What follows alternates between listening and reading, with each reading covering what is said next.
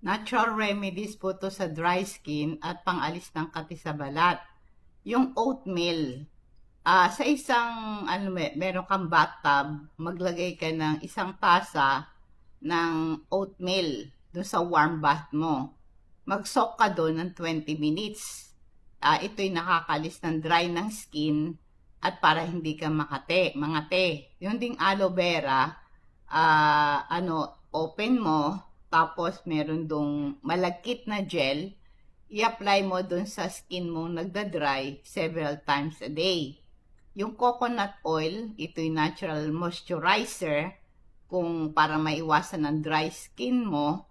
Dun sa balat mo nagda-dry, i-apply mo yung coconut oil.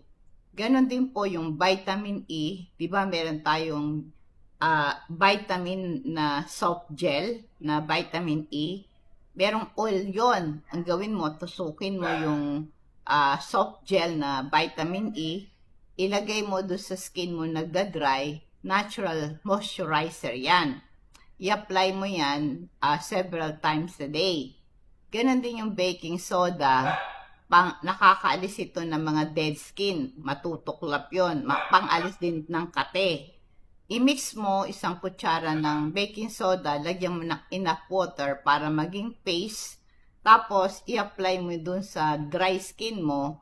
Hatayaan mo yan ng 10 minutes, tapos hugasan mo ng warm water. Ang pwede mo rin gawin yung apple cider vinegar. Ang apple cider vinegar, natural astringent. Nakakalis ito ng dead skin at pang-alis ng kati ng balat. I-mix mo isang part ng apple cider vinegar sa 3 parts po ng tubig. I-apply mo ito sa affected area. Halimbawa, isang kutsara ng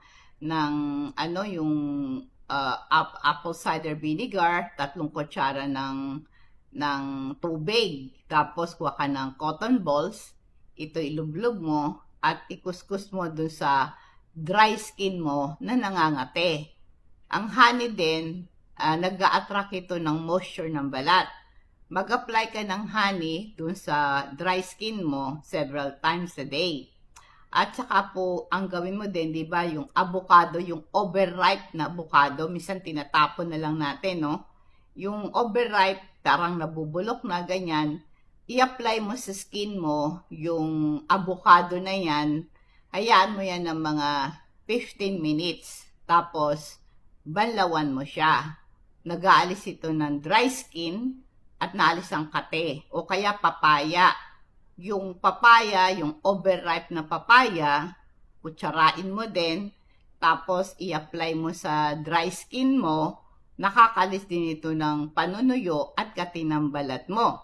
Para kung hindi na-improve sa home treatment na tinuturo ko, pwede kayong magpa-reseta ng medication sa doktor mo para ma-relieve yung dry skin.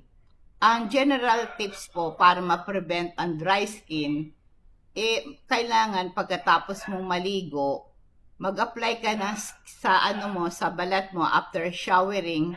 Huwag mo masyadong patuyuin yung balat mo. Medyo basa-basa pa yung balat mo, gumamit ka na ng moisturizer. No, yung bang fragrance, hindi yung mabango, at saka oil-free.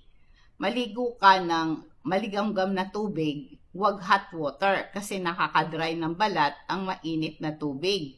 Huwag ka rin gagamit ng matapang na sabon, mawawala yung natural oil mo. Gumamit ka ng humidifier para magdagdag moisture sa balat mo, lalo na sa loob ng kwarto mo. Pagka na-expose ka sa lamig, na